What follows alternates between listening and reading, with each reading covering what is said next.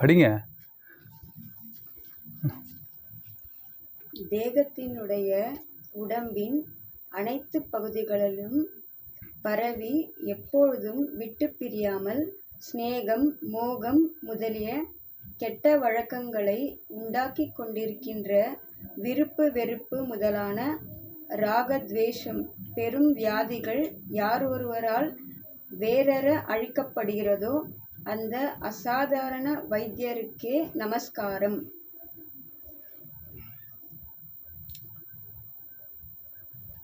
ஓம் ஸ்ரீ குருப்யோ நமஹ. சொல்லுங்க. ஓம் ஸ்ரீ குருப்யோ நமஹ. ஓம் ஸ்ரீ குருப்யோ நமஹ. ஓம் ஸ்ரீ குருப்யோ நமஹ. ஓம் குருவே நமஹ. ஓம் குருவே நமஹ. ஓம் குருவே நமஹ. ஓம் குருவே நமஹ. ஆத்மா வணக்கம் நண்பர்களே.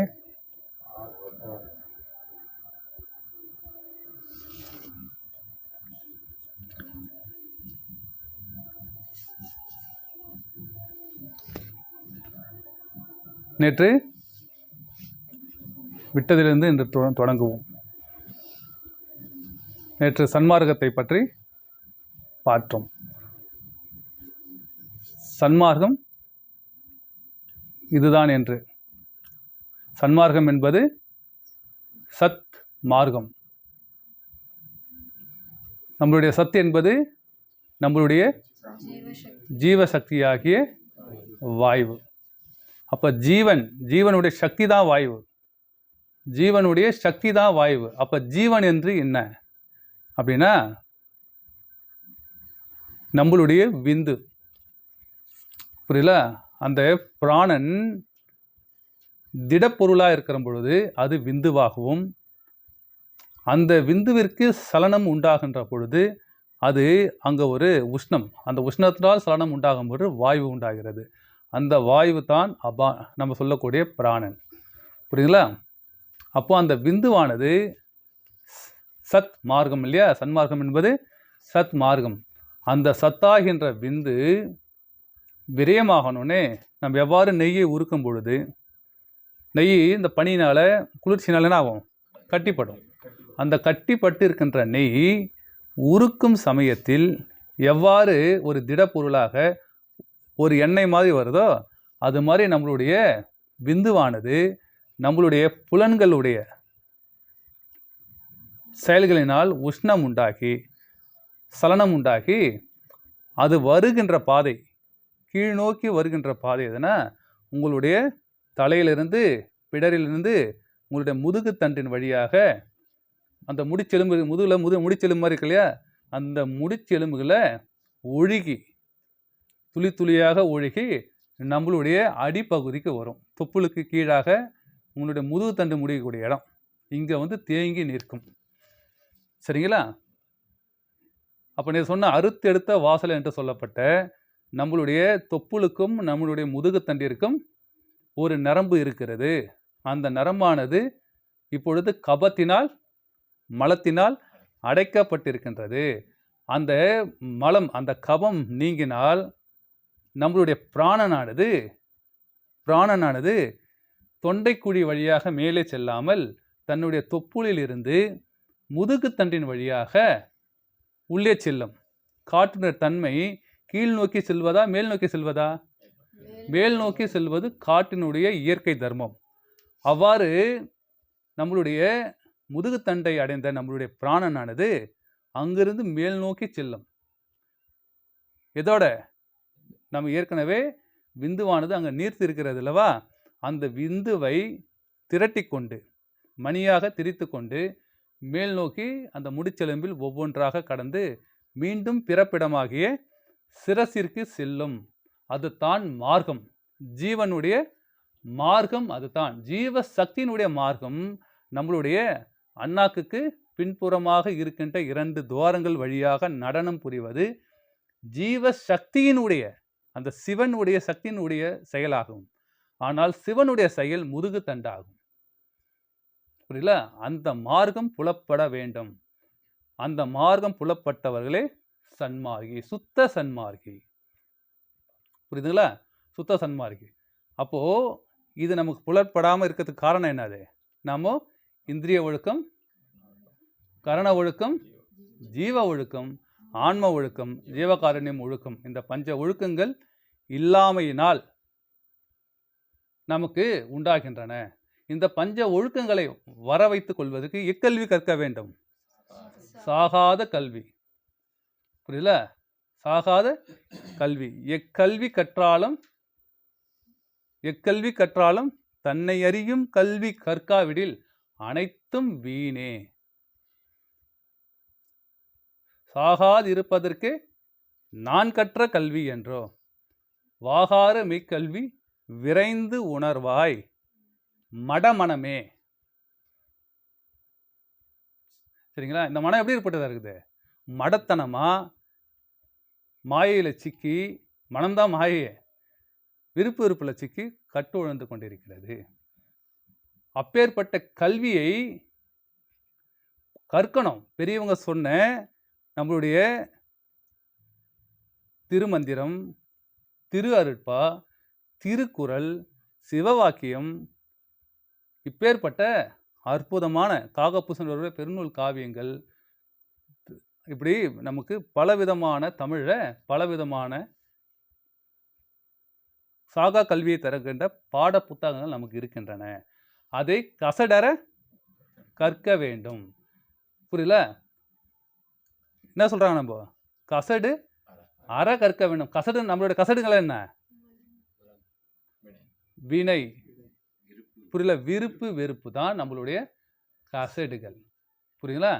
அப்போ சாகா கல்வியை படிக்கிறோம்.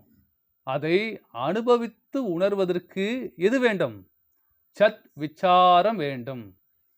சத்து விசாரம்.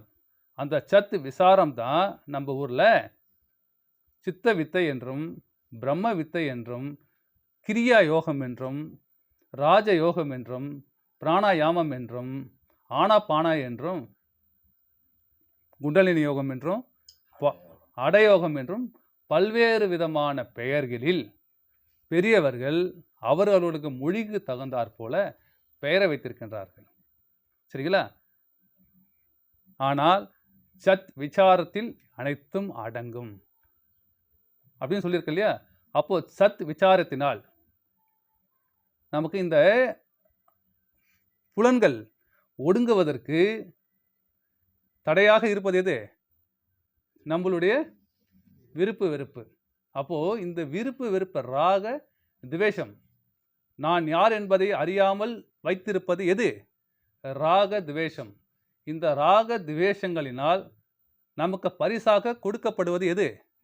மரணம், துக்கம், பெரும் மரணம் தான் பரிசாக கிடைக்கின்றன. சரிங்களா? அந்த மரணம் நிகழாமல் இருக்க வேண்டும் என்றால் சத் விசாரத்தில் அனைவரும் ஈடுபட வேண்டும்.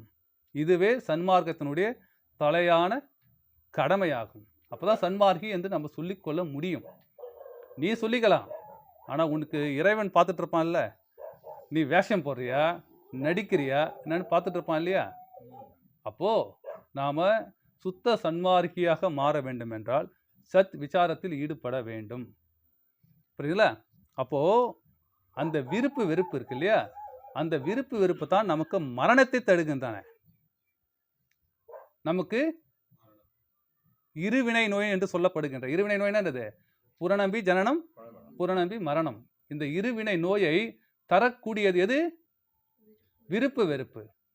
அப்போ இந்த உடல்ல, இந்த உடலுக்கான 4446 நோய்களா, 48 நோய்களை உண்டு பண்ணி தரக்கூடியது எது? இதே விருப்பு வெறுப்பு தான். இதே விருப்பு வெறுப்பு தான். உடல் நோய், மனநோய். உடலுக்கு நோய் இருக்கு, நமக்கு பார்க்குறோம். சுகரு, பிபி, சுகரு, அடுத்தது ஜுரம், காய்ச்சல், அந்த கேன்சரு, இந்த cancer, heart patient, kidney problem, இதெல்லாம் கண்ணு ப்ராப்ளம், காது எல்லாம் பார்க்குறோம். இது அத்தனைக்கும் உடல் தான் காரணம் என்று நினைத்து கொண்டிருக்கின்றோம். சரிங்களா? மனிதனுடைய நோய் எது? தன்னுடைய குணங்கள், காம, குரோத, லோபம் மோகம், மதம், ஆச்சரிய, தம்பம், அசூயை என்று சொல்லப்படுகின்ற இந்த குணங்களை ஆட்டி படைக்கின்றது யாரு? விருப்பு வெறுப்பாகிய ராகத்வேஷங்கள். புரியுங்களா? அப்ப மனதினுடைய நோயை நிவர்த்தி பண்ண வேண்டும். அப்ப ஜீவனுடைய நோய் என்ன? பிறப்பு இறப்பு, இருவினை நோய் ஜீவனுக்கு. புரியுதுங்களா? அப்ப இந்த நோய்களை நிவர்த்தி பண்ண வேண்டும். சரிங்களா? நிவர்த்தி பண்ண வேண்டும். அப்படி என்றால் தன்னுடைய புலன்களிலிருந்து மனதை தனியாக பிரிக்க கற்றுக்கொள்ள வேண்டும். புலன்களிலிருந்து மனதை தனியாக பிரிக்க கற்றுக்கொள்ள வேண்டும். அப்போ நேற்று நைட் என்ன பேசணும் நம்ம? நேற்று இரவு இந்த மனதினுடைய செயல் என்ன? மனதினுடைய செயல் உணர்தல். அடுத்து 4 சொன்னல்ல, சொல்லுங்க. நைட்டு உணர்தல், புலன், உணர்தல். அடுத்து என்னது? புலன் அறிவு என்ன பண்ணுது? அபிமானம், அபிமானத்தை உண்டு பண்ணுவது. அடுத்தது என்னது? 3வது என்னது? உணர்ச்சி. அடுத்தது 4வது என்னது? எதிர்வினை. அப்போ உணர்தல், புலன் நுகர்ச்சி, அடுத்து உணர்ச்சி. நுகர்ச்சி வேற. நுகர்ச்சினா பார்க்கறது, கேட்கறது. அதுக்கு அபிமானத்தை உண்டு பண்ணுது, மதிப்பீடை போடுவது. மனதினுடைய செயல் மதிப்பீடை போடுவது. அப்போ ஏதோ ஒன்று நம்ம உணர நினைக்கிறோம், உணர்றோம், அதுக்கான உருவம் நமக்கு தென்படுது. அது யாரு, என்ன, எதுக்காக வந்திருக்கான், நல்லவனா கெட்டவனா, இவங்க வேண்டியவனா வேண்டாதவனா என்ற மதிப்பீடை போடுவது மனதினுடைய 2வது செயல். 3வது செயல் என்னது? உணர்ச்சியாக இந்த உடலின் மீது ஏற்படுவது. சரிங்களா? அடுத்தது எதிர்வினை செய்வது. நான் சொன்னப்போ வரல, இப்ப ஏன் வந்த அப்படின்னு கேட்கறேன்ல, எதிர்வினை செய்வது. இதன் 4லும் மாட்டிக்கொண்டு தவிப்பது மனம். புரியுங்களா? அப்போ மனதை திசை திருப்ப வேண்டும். மனதை திசை திருப்ப வேண்டும். அப்போ மனம் புலன் வழியாக எத்தனை படிச்சோம்? போக்கும் வரவும் புணர்வும் இல்லா புண்ணியனே. அப்போ போக்கும் வரவுமா இருக்கின்ற மனம் புணர்ச்சி நடக்குது. யார் கூட புணர்ச்சி நடக்குது? தன்னுடைய புலன்கள் கூட. காதா கூட சேர்ந்தா கேட்கும் சக்தியாகவும், கண்ணா கூட சேர்ந்தா பார்க்கும் சக்தியாகவும், மூக்கா கூட சேர்ந்தா நுகரும் சக்தியாகவும், வாயா கூட சேர்ந்தா பேசும் சக்தியாகவும் இருக்குது இல்லையா? இந்த புணர்தல் மனதினுடைய குழந்தைகள் எது? நம்ம புலன் தான். மனம் பெற்றுக்கொண்ட குழந்தை எதுனா மனம் தான். இந்த மனம் பெற்றுக்கொண்ட குழந்தைகள் புலன்கள் தான். அப்போ புலன்கள் மூலமா புணர்ச்சி ஆகுது இல்லையா? இந்த புணர்ச்சிகள் மூலமா இந்த 4 விஷயங்கள் நடக்குது. என்னது? உணர்தல், உணர்தல். அடுத்தது அது அபிமானத்தை உண்டு பண்ணுவது. புரியல? காட்சி பொருள். அடுத்தது உணர்ச்சி. அடுத்து எதிர்வினை செய்வது. சரிங்களா? அப்ப மனதை புலன் வழி செலுத்தாமல் உணர்ச்சி வழி தன்னுடைய உணர்வினால் உணர்ச்சியினை காணும் பொழுது இந்த பிம்பத்தை காணாது, மதிப்பீடை செய்யாது, அபிமானத்தை வளர்த்து கொள்ளாது அப்படின்னு நம்ம நேற்று அனுபவத்தில் பயிற்சியில் உட்காந்து இந்த 12 நாளில் நம்ம என்ன பண்ணோம்? பயிற்சியில் அனுபவத்தில் மனதை தனியாக பிரிப்பது, மனதை தனியாக பிரித்து மனதை ஜீவனோடு சேர்க்கின்ற வேலையில் நாம் செய்தோம் இல்லவா? சரிங்களா? அப்போதான் மனம் இந்த ராக துவேஷங்கள் என்று சொல்லப்படுகின்ற இந்த குணங்கள், அட்ட குணங்களினுடைய விடுதலை பெறும். புரியுதுங்களா? அப்போ ஜீவனுடைய பிறப்பு இறப்பு. புரியுதா? இந்த பிறப்பு இறப்பு என்கின்ற நோய், அப்போ ஜீவ நோய். அது 3வது நோய் உடல் நோய், மனநோய், ஜீவ நோய். புரியுதா? அப்போ அந்த பிறப்பு இறப்பில் இருந்து விடுதலை பெற வேண்டும். அதற்கான மார்க்கம் என்ன? அப்போ விருப்பு வெறுப்பு எதனால் உண்டாகின்றது? புலன்கள் இருந்தா நமக்கு இந்த 4 உண்டாகுதுப்பா. சரிங்களா? மரணம் எதனால் உண்டாகுது? விருப்பு வெறுப்பினால் உண்டாகுது. அப்ப விருப்பு வெறுப்பு எதனால் உண்டாகிறது? கேள்வி இருக்கா இல்லையா? கேள்வி பிறக்கணும். அப்ப இந்த விருப்பு வெறுப்பு தன்னில் உண்டாவதற்கான மூல காரணம் தன் உடலில் இருக்கின்ற யமன் கோடை, நமன் கோடை என்று சொல்லப்படுகின்ற கபம். புரியுதுங்களா? கபம். அதுவே தன்னுடைய மரணத்திற்கு காரணம். விருப்பு வெறுப்பை உண்டாக்குவது, குணங்களை உற்பத்தி செய்வது, உடலில் நோய்களை உண்டாக்குவது எதுவென்றால் தன் உடலில் சேமித்து வைத்திருக்கக்கூடிய அசத்து என்று சொல்லப்படுகிறார். சத்து எது? நம்மளுடைய விந்து. புரியல? நம்மளுடைய விந்து தான் சத்து. அதே மாதிரி இன்னொன்று இருக்கு. நம்ம விந்து எப்படி இருக்குமோ அதே மாதிரி இருக்கும். அதனால நம்மளுடைய கபம். புரியல? நம்ம ஜலதோஷம் பிடிச்சா துப்புறமே, அந்த சளியை நான் சொல்லலை.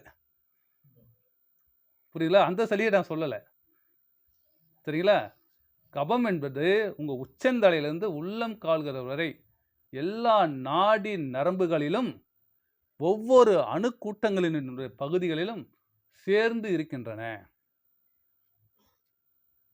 புரியுதுங்களா? இந்த கபத்தை தான் நமக்கு விஷம். இந்த கபம் தான் தனக்கு மரணத்தை தருவிக்கின்றன. தன்னுடைய இருப்பிடத்திற்கு இந்த ஜீவசக்தியானது போய் சேர முடியாமல் தடுப்பது எது என்றால் நம்மளுடைய கபம் தான். நம்மளுடைய நமன் கோழை. புரியல? அந்த கோழைக்கு பல விதங்கள் இருக்கு. நம்ம சளி துப்புறோம் இல்லையா, அது ஒரு விதமாக இருக்கும். மண்டையில் இருக்கிறது ஒரு விதமாக இருக்கும். தொண்டைக்குழியில் இருக்கிறது ஒரு முறையாக இருக்கும். நெஞ்சில் இருக்கிறது வேறையாக இருக்கும். இந்த உடலில் இருக்கிறது வேறையாக இருக்கும். நாடி நரம்புல விட்டுமா இருக்கும். பால் ஆத்தனா நுர நுறையாக வரும் பாருங்க. பால் ஆத்தனா நுர நுறையாக வரும்.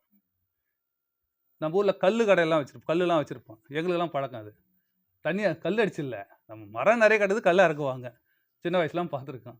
அதில் அது ஆத்தனா வரும், நுறைய பாலில் எப்படி அதே மாதிரி நுரையெல்லாம் வரும்.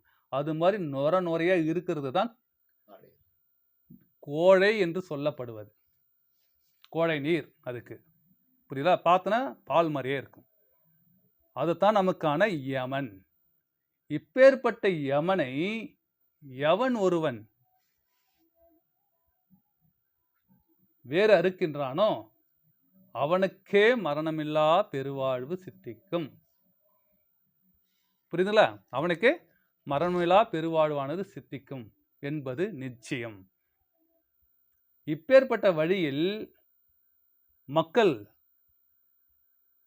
நடமாடுவதை விட்டுவிட்டு மக்களுடைய வாழ்க்கை முறையானது மாறி இருக்கின்றன.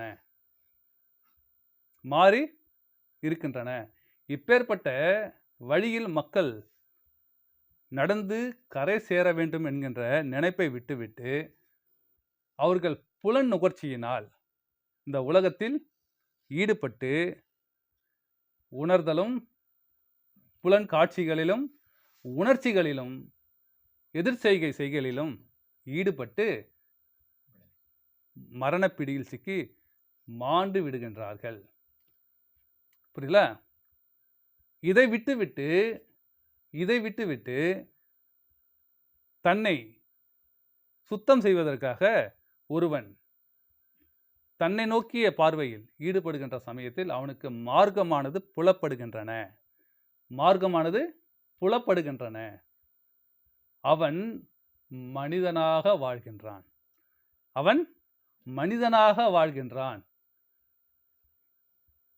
இந்த மார்க்கத்தில் நடைபோடாதவர்கள் நடைப்பிணமாக, மிருகமாக வாழ்கின்றார்கள் தன்னை அறியாமல்.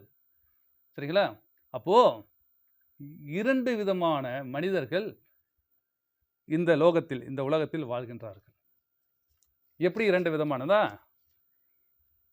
எறும்பினுடைய குணம் படைத்தவர்களாகவும் பட்சிகள் உடைய குணம் படைத்தவர்களாகவும் 2 விதமான மனிதர்கள் இந்த உலகத்தில் வாழ்கின்றார்கள். சரிங்களா? எறும்பினுடைய குணம் என்ன?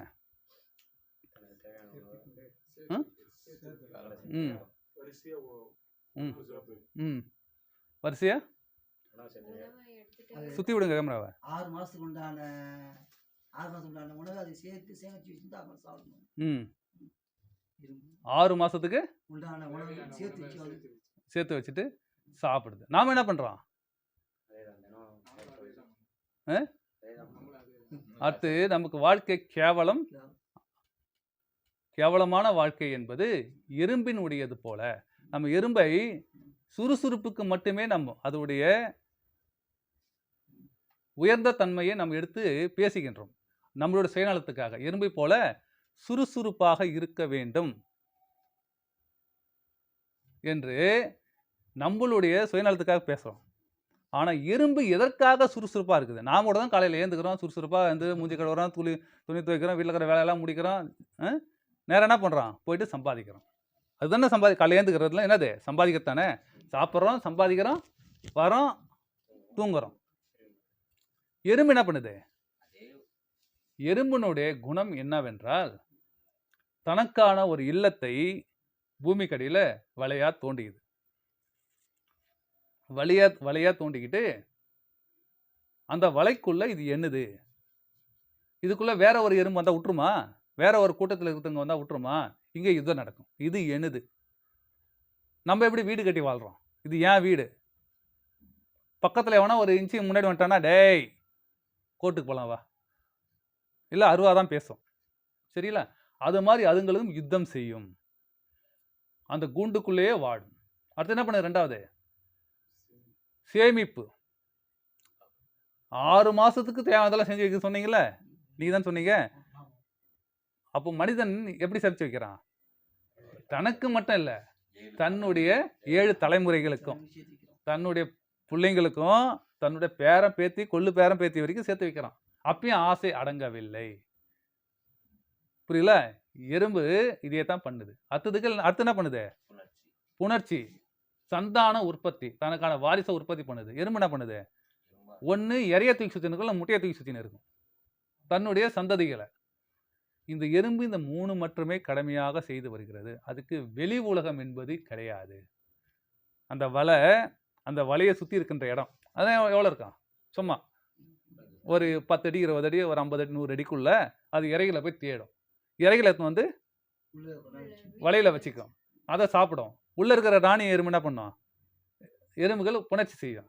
அது என்ன பண்ணும்? முட்டை போட்டுகிட்டே இருக்கும், குஞ்சு பொறிச்சிட்டே இருக்கும், அது வீரம் தாசியாகிட்டே இருக்கும். அடுத்தது இன்னொன்று கூட்டம் சேர்ந்துடும். இந்த 3ம் தவிர்த்து இந்த எறும்பானது வேற என்ன செய்தா? செய்யல. இதுதான் கேவலமான வாழ்க்கை முறையை மனிதனும் பின்பற்றுகின்றான். இதே வாழ்க்கை முறையை மனிதனும் பின்பற்றுகின்றான். மனிதன் என்ன பண்றான்? வீடு கட்டியாகணும்ப்பா. வீடு கட்டுறது தான் வாழ்க்கையினுடைய லட்சியம். புரியல? லோனு போட்டு 25 வருஷத்துக்கு லோனு கட்டிய அந்த வீட்டினுடைய ஆயுசு எவ்வளோ சொல்லுவான்? 25-30 வருஷம் தான். அந்த இப்போ இருக்கிற சிமெண்ட் எல்லாம் வீடு கட்டினா 25-30 வருஷத்துக்குள்ள இடிஞ்சு ஆல்ட்ரேஷன் பண்ண வேண்டியது ஆகிடும். சரிங்களா? ஆனால் லோனு கட்டுறது எத்தனை வருஷம்? 25 வருஷம். லோன் அலையணும். 30 லட்ச ரூபாய் லோனை வாங்கினா கட்டுறது எவ்வளோ? 60 லட்ச ரூபா கட்டுவேன். சரிங்களா? ஆனால் இதை கட்ட வேண்டும் என்ற இச்சை நம்மளை வீட்டில் இருக்கிறவங்க தோண்டிக்கிட்டே இருப்பாங்க. மனிதனுக்கு வீடு என்பது மிக அவசியம். அவன் அதைத்தான் வாழ்க்கையாகவே நினச்சி வாழ்ந்துருக்கிறான். வீடு அவசியம். அடுத்தது என்ன வேணும்? தன்னுடைய சந்ததிகள் உற்பத்தி பண்ணுறதுக்கு ஆணுக்கு பெண்ணோ பெண்ணுக்கு ஆணோ தேவைப்படும். புரியுதா? அப்போ இருந்தால் தான் அந்த குடும்பம்னு சொல்கிறது. அப்போ குடும்பம் அது. நீலாம் குடும்பத்தை பற்றி பேசக்கூடாது. சரியா? நீ பேசுவியா? குடும்பஸ்தெல்லாம் உட்காந்துருக்குறாங்க. இது உட்காராம பாரு, இவங்களாம் பேசக்கூடாது. சரிங்களா? கூடிய சீக்கிரம். அதுதான் வந்திருக்கான். சரிங்களா? அப்போது மனிதர்கள் தன்னுடைய சந்ததிகளுடைய உற்பத்திக்கு திருமணம் செய்து கொள்கின்றார்கள். செய்து கொண்டு சேமிக்கின்ற வேலையில் எப்போ இந்த வேலைக்கு உணவு சேமிக்கிறோம் நம்ம நாளைக்கு வருஷத்துக்கு என் பேரன் பேத்தி கொள்ளு பேத்தி வரைக்கும் சேமிக்கின்றோம்.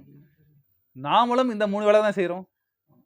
இந்த 3 வேலை தவிர்த்து வேற என்ன செய்யறோமா? அப்ப இறைவுடைய சிந்தனை எங்க இருக்கு? இறை சிந்தனை எங்கன்னா இருக்கா? இறைவன் கிட்ட நம்ம என்ன வேண்டுறோம்? கோரிக்கை வைத்துத்தான் வேண்டுகின்றோம். அப்ப இறைவனுக்கும் நமக்கும் நடுவில் இருப்பது எது? கோரிக்கை. அந்த கோரிக்கையில் என்ன பண்ணுவான்? இந்த சாமி சரியில்லைப்பா, புரியல, நான் பிள்ளையார கும்பிட்டேன் சரியில்லை, அவன் தம்பியை முருகனை கும்பிட்றேன், அவனும் சரியில்லை, அவங்க அம்மாவை கும்பிட்றேன் சக்தியை, அவனும் சரியில்லை, அப்பாவை கும்பிட்றேன் சிவனை, இல்லை விஷ்ணு கும்பிட்றேன், இதுவும் சரியில்லைப்பா, நான் மதம் மாறிடுறேன்ப்பா, நான் பிரைஸ் ஏ லார்ட், அடுத்தது சலாம் அலைக்கும் பாய், இப்படின்னு மாறிக்கிட்டே போகிறோம். சரியில்லை சரியில்லை சரியில்லை. நடுவில் கோரிக்கை வைப்பதனால், நடுவில் கோரிக்கை இருப்பதனால் இறைவனுக்கும் நமக்கான வேறுபாடு மிக அதிகமாக இருக்கிறது. அப்போ இதை 3 தவிர்த்து நம்ம வாழ்வதற்கு அற்றமற்றவனாக இருக்கின்றோம். எறும்பு எப்படி கேவலமாக வாழ்ந்ததோ அதே மாதிரி தான் நாமளும் கேவலமாக தான் வாழ்ந்துட்டு இருக்கோம். இந்த கேவலமான வாழ்க்கையிலிருந்து உயர்ந்த வாழ்விற்கு யார் செல்லுகின்றார்கள் என்றால் மார்க்கத்தை அறிந்தவர்கள். எந்த மார்க்கம்? மார்க்கம் என்பது என்னது? சன்மார்க்கம். சன்மார்க்கத்தை அறிந்தவர்கள் பட்சிகளைப் போல வாழ்க்கையை அமைத்துக் கொள்கின்றார்கள். வாழ்க்கை என்பது இறைவனுடைய அருளால் நடக்கின்றது என்பதை உணர்ந்து இறைவனே அனைத்திற்கும் காரணம், சாட்சி என்று இறைவனுடைய அருளை பெற்று இறைவன் கொடுப்பான் என்கின்ற நம்பிக்கையில் இவங்க முயற்சியை விட மாட்டாங்க. புரியுங்களா? நான் தான் சொல்லியிருக்கேன்ல, நீ ஒரு அடி எடுத்தா இறைவன் 100 அடி எடுத்து வருவான். இவர்களுக்கான அனைத்து விதமான சுக போகங்களையும் இறைவனே ஏற்படுத்தி கொடுத்து இவர்களை வழி தவறாமல் பார்த்து கொள்வான். அப்படின்னா பட்சிகளுடைய வாழ்க்கை உயர்ந்தது என்று பார்த்தா, இப்போ நம்ம ஊர்ல காக்கா குருவிகளா இருக்கு, எப்படி வாழுதுங்க? இது மாதிரி வீடு கட்டிக்குதுங்களா? வீட்டுக்குள்ளேயே போய் வாழுதுங்களா? ஏன் வாழல? மரத்துல தான் வாழுதுங்க. மரத்துல தான் வாழுதுங்க. அது எப்பொழுது வீடு கட்டுது? இணை சேர்க்கை. இயற்கையினுடைய தன்மை. சன்னியாசம் ஏற்றுக்கொள்வதில்லை. சன்னியாசம் என்ன இந்த உலகத்தில் நினைச்சிட்டு இருக்கிறான், கல்யாணம் பண்ணிக்கிறது அப்படின்னு நினைச்சிட்டு இருக்கிறான். சரிங்களா? அப்படி இல்லை. இணை சேர்க்கை புணர்ச்சி என்பது இயற்கையாகவே அனைத்து ஜீவன்களுக்கும் உண்டு. புரியல? அப்படி அதுங்களுக்கு இணை சேர்க்கை என்ற பருவ காலம் வரும். நமக்கு தான் காலமே கிடையாது. நம்ம பொம்பளை பசங்க வயசுக்கு வந்துட்டாலும், ஆம்பளை பசங்க மீச முளைச்சிட்டாலும் சுத்திட்டே இருப்போம். நம்ம காலத்துக்கிட்டு சுத்திட்டே இருப்போம். ஆனா பட்சிகள், மிருகங்கள் அவ்வாறு கிடையாது. புரியுதா? அது பருவ காலத்தில் மட்டுமே இணையில் சேரும். அப்படி இணையில் சேருகின்ற காலம் வருகின்றது என்கின்ற சிந்தனையை, அந்த உணர்வை உணர்ந்தவுடன் பட்சிகள் என்ன பண்ணும்? தனக்கான கூடுகளை தயார் செய்யும். தயார் செய்து அந்த கூடுகளில் முட்டை பொரித்து அதை அடைக்காத்து தன்னுடைய சந்ததிகளை உற்பத்தி செய்யும். அதற்காக மட்டுமே தன்னுடைய இல்லத்தை, தன்னுடைய இருப்பிடத்தை அது உற்பத்தி செய்யும். சரிங்களா? சரி, வீடு சேர்த்துடுச்சு, வீடு செஞ்சிடுச்சு. எறும்பு மாதிரி 6 மாதம் தேவையான சேர்த்து வைக்குதா? அன்றன்று உணவு அன்றன்றே தேடி சம்பாதித்துக் கொள்ளும். சேர்த்து வைக்கின்ற வேலை அது கிடையாது. இப்போ எறும்புகளுடைய புற்றுல பார்ப்போம். எதுக்கு சண்டை வருது இன்னொரு எறும்புகளுக்கு இந்த கூட்டத்துக்கும்? சேர்த்து வச்சுக்கிற உணவு அது திருட வரும். புரியுங்களா? அதுங்க திருட வரும். இங்கே உணவு இருக்குன்னு தெரிஞ்சு அது திருட வரணுன்னே இந்த எறும்பு புற்றுல இருக்கிற எறும்புகளுக்கும் அங்க இருக்கிற எறும்புகளுடைய யுத்தம் நடக்கும். நம்ம கிட்ட என்ன நடக்குது? நம்ம கிட்ட எதுக்கு திருட வந்துட்டானா? எதுக்கு வரான்? நம்ம ஏற்கனவே ஸ்பீச்சில் பேசியிருப்போம், ஒரு பயிற்சியில் சொல்லியிருப்போம். யாருக்கு பயம் இருக்கும்? நமக்கு நகையை போட்டுக்கிட்டு, பட்டு புடவையை கட்டிக்கிட்டு, காதலை மூக்கலை அட்டியானெல்லாம் போட்டுக்கிட்டு, நல்லா பிரேஸ்லைட்டு எல்லாம் போட்டுக்கிட்டு நம்ம ஒரு ட்ராவல் பண்ணுறோம். இப்போலாம் காட்டு வழியாவோ எங்கேயோ போகிறோம். போனால் இது யாருன்னா திருடர்கள் பார்க்குறான்னு ஒன்று விட்டுருவாங்களா? உன்னை விட மாட்டாங்க. திருடிக்கிட்டு வாங்கல உன்னே சாகடிச்சிட்டோ இல்லை பொருளையும் அபகரிச்சுட்டு போயிடுவாங்கல்ல. அப்போ யாருக்கு பயம் இருக்கணும்னா, யார் நகை நெட்டாட வாழ்கிறாங்களோ அவங்களுக்கு தான் பயம் இருக்கணும். புரியல? அப்போ யமன் யாரும் வந்து பிடிக்கிறான்? யமன் யாரும் வந்து பிடிக்கிறான்? யாருக்கிட்ட அந்த விருப்பு வெறுப்பாகிய இந்த எண்ணங்களுடைய ஆசை யாருக்கிட்ட இருக்கிறதோ, எனக்கு வேண்டும், இன்னும் வேண்டும், இன்னும் வேண்டும் என்கிற கடும் பற்று யாருக்கிட்ட இருக்கிறதோ அவனை யமன் கொண்டு செல்கிறான். சரிங்களா? இப்போ நம்மள மாதிரி சன்னியாசிங்க ஒன்றுமே கிடையாது, இந்த வெள்ளை துணி தான் இருக்குது. நாம் போனால் நம்மளை எவனா சீண்டுவானா? நம்ம யமன் அவனுக்கா திருடனுக்கா பயப்படுவோமா? பயப்பட மாட்டோம். அப்போ திருடன் என்பவன் அவன் யமன். அப்போ வீட்டில் நம்மக்கிட்ட ஒன்றுமே கிடையாது. அப்போ திருடன் உள்ள வருவானா? வந்து பார்த்துட்டு பாவம்பா நம்ம எதுனா ஒன்று கொடுத்துட்டு போவான், எதனா வச்சுட்டு போவான். இப்படிப்பட்ட பிச்சை, நம்மளோட மோசமான பிச்சைக்காரனா இருக்கிறான் அவன் அப்படின்னு வச்சுட்டு போவான். சரிங்களா? அப்போ எறும்புகளுடைய புற்றுகளுக்கு இன்னொரு எறும்புகளும் ஏன் யுத்தம் நடக்குது என்றால் அங்கே சேமிப்பானது இருக்கிறது. பறவைகளுக்கு அவ்வாறு சண்டைகள் ஏற்படுவது கிடையாது. ஏன்? அதுங்க சேமிப்பில் ஈடுபடுவது கிடையாது. புரியல? இப்போ யோகிகளும் ரிஷிகளும் சித்த புருஷர்களும் முனிவர்களும் சேர்த்தா வச்சுருந்தாங்க நாளைக்கு உணவு வேணும்னு. நம்ம திருவண்ணாமலை பாதையில் கிரிவல பாதையில் நமக்கு 9 வேளைக்கு சோறு கிடைக்கும். திருவண்ணாமலை கிரிவல பாதையில் 9 வேளைக்கு சோறு கிடைக்குங்க. அப்பயும் அங்கே இருக்கிறவங்க சாமியார் என்ற பொருள் உட்காந்துருக்காங்க பாருங்க, அவங்க மதியத்துக்கு ஒன்று பார்த்து நல்லா இருக்குன்னு சொல்லிட்டு வாங்கி வைப்பாங்க. சரிங்களா? அதான் எங்கள் ஆளுங்களாம் சொல்லுவாங்க, என்னது ஹோட்டலில் போய் சாப்பிட்றதா? அம்மா அண்ணாமலையாருக்கு என்ன மரியாதை? அண்ணாமலையாருக்கு என்ன மரியாதை? அண்ணாமலையார் உனக்கு வேலைக்கு சோறு போடுறாரு. எத்தனை வேலைக்கு? 9 வேலைக்கு வெரைட்டியாக போடுறாரு. அதை விட்டுட்டு ஹோட்டலில் போய் சாப்பிட்லான்னு கூப்பிட்றீங்களே, எல்லாம் நியாயமா அப்படின்னு கேட்பாங்க நம்ம ஆளுங்கள்லாம். அப்பேற்பட்ட இடத்துலையே சோறை அடுத்த வேலைக்கு வேணும் அப்படின்னு சேர்த்து வைக்கிற மக்களுக்கூடயும் நான் இருந்திருக்கேன். சரிங்களா? பார்த்தீங்களா இல்லைங்களாப்பா? இதான் உண்மை. சரிங்களா? அப்போ மனிதனுடைய குணம் எப்பேற்பட்டதாக இருக்கிறது? இப்படி தான் இருக்குது. இப்படி எந்த குருவி காக்கா வச்சு நம்ம பார்த்துருக்குறோமா? இல்லை. தன்னுக்கு பசி எடுத்தால் தன் உணவை அப்பொழுது மட்டுமே தேடிச் சென்று தன்னுடைய இரையை உண்டு மாலையில் தன்னுடைய இருப்பிடத்திற்கு, அது இருப்பிட வீடு, அது மரக்கிளைகள், சரிங்களா, வந்து வாழும். எங்கே அதுக்கு அடைக்கலம் இருக்கிறதோ அங்கே வாழும். எங்கே பாதுகாப்பு இருக்கோ அங்கே நின்று வாழ்ந்துடும். அப்போ மகான்கள் ஏன் ஒரு இடத்தில் தங்குவது இல்லை? ஏன் ஒரு இடத்தில் தங்குறது கிடையாது? அவங்க இடம் மாறிக்கிட்டே இருப்பாங்க. நாங்கள் மாறாத இடமா? இது கூட எத்தனை நாளைக்கு? நிரந்தரம் இதுவில்லை. ஏனென்றால் இவர்கள் இந்த மேம்பட்ட வாழ்க்கையை வாழ்கின்றவர்கள் இறைவன் நமக்கு உறுதுணையாக இருக்கின்றான், இறைவனுடைய பூரண அருளை பெற்றவர்கள். அதனால் இவர்களுக்கு உணவுக்கான பயமும் கிடையாது, உயிர் போகும் என்ற எண்ணமும் கிடையாது. புரியல? அப்போ இந்த காக்கா குருவிகள் என்ன பண்ணுது? தன்னுடைய அதுக்குன்னு சொந்தமாக ஒரு வீடு கிடையாது, உணவு சேகரித்து வைக்கக்கூடிய பழக்கம் கிடையாது. அதோட உலகம் எவ்வளோ பெருசாக இருக்கு, பறந்து விரிந்து. புரியல? அப்போ எவ்வளோ உயரமாக இருக்கு. என் கதையை பேசுகிறான்னு ஒருத்தன் வந்து நிற்கிறான். அடுத்து உன் கதைக்கு தானே வரேன், இரு வெயிட் பண்ணு. என் கதையை பேசாமல் நினைவு பேசியிருக்கிறேன்னு கேட்குறான் அவன். அப்போ பட்சி எவ்வளோ உயரம் பறக்குது? நம்மளுடைய பருந்து ராஜலின்னு சொல்லக்கூடியதா எவ்வளோ உயரம் பறக்குது? அப்போ விஷ்ணுவுடைய வாகனம் இது கருடன். கருடன் எவ்வளோ உயரம் பறக்குது? காற்று அழுத்தத்துக்கு மேலேயும் போய் பறக்காது, அங்கே வசிக்கும். அது நம்ம மனமும் அப்படி பறக்குதா இல்லையா? அதுக்கு தான் அவனுக்கு வாகனமாக வச்சுது. புரியுதா? நம்ம மனமும் அவ்வளோ நீளமாகவும் அவ்வளோ உயரமாகவும் பறக்கும். சரிங்களா? அதுக்கு அந்த தத்துவத்துக்காக தான் அந்த கருடனை வச்சுது. புரியல? அப்போ அதோட குணங்கள், அதோடைய பார்வைகள்லாம் பாருங்கள் எவ்வளோ கூர்மையாக இருக்குன்னு.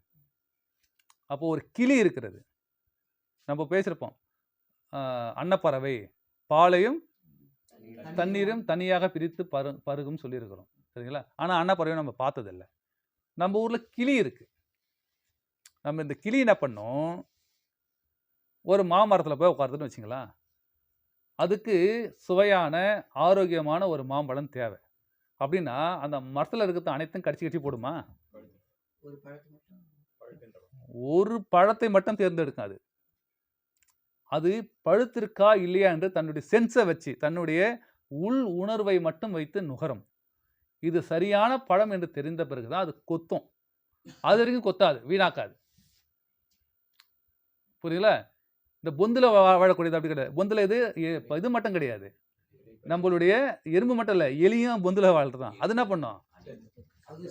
எல்லாத்தையும் கட்சி போட்டுரும். புரியுதா? எல்லாத்தையும் கட்சி போட்டுரும். அணில் என்ன பண்ணும்?